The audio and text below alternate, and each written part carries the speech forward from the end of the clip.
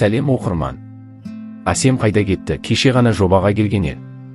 Ақтөре қарсы болды ма, әлде үй іші ме? Бір күн келіп жоқ болып кетті. Ақтөренің өзі бір үндеу жіберген еді, өзі біледі дегендей. Маған керегі спорт, басқа ештеңе емес деп. Қыздың әлі сезімі өшпей, Ақтөрені таңдап қалған секілді. Екеуі де енді 2 жылдық ара қатынас болды дегендей.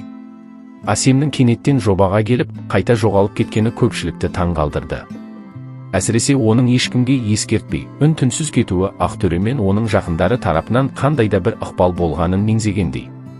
Ақтөре бұл жағдайға қатысты тек қысқа ғана үндеу жолдады. Өзі біледі. Бұл сөздер сан түрлі жорамалға жол ашты. Бірі Ақтөре қарсылық білдірді десе, енді бірі Асемнің отбасы араласты деп ойлады. Бірақ шындықты ешкім анық білмеді. Асемнің өзі байланысқа шықпады. Бұл оның жобадан өз еркімен кеткенін білдіре ме, әлде өзін сендіруге тырысып жатыр ма, белгісіз. Алайда айналасындағылар оның әлі де Ақтөреге деген сезімі өшпегенін сезді. Екеуінің арасындағы 2 жылдық қарым-қатынас жай ғана ұмытуға болатын дүние емес еді. Бірақ сұрақ әлі де ашық қалды. Асемнің шешіміне не түрткі болды? Ақтөренің өзі шын мәнінде қандай ойда? Асемнің жобадан кетуі туралы әңгіменің толастар түрі жоқ. Желіде әртүрлі пікірлер айтылып жатты. Біреулер Ақтөренің өзі қарсы болды десе, енді біреулер оның отбасы араласқанын алға тартты. Асемнің үнсіздігі одан сайын күмәнді күшейте түсті. Бірнеше күн өтті, бірақ ол жобаға да желіге де оралмады. Достары мен таныстары да бұл туралы ашып ештеңе айтпады. Ақтөре болса өзінің әдеттегі жаттығу видеоларын жүктеп, спортқа деген адалдығын көрсетіп жатты. Оның әрекеттерінен Асемнің кетуі оған еш әсер етпегендей көрінді. Бірақ бір сәтте бәрін өзгертетін оқиға орын алды. Бұл сөздер жұмбақ күйінде қалды. Ақтөреге бағытталған белгі ме? Әлде Асемнің әлі де бір нәрсе күтіп жүргенінің белгісі ме? Желі дүр сілкінді. Барлығы енді не боларын күтіп, әр қимылды аңди бастады. Ақтөре жауап қайтара ма?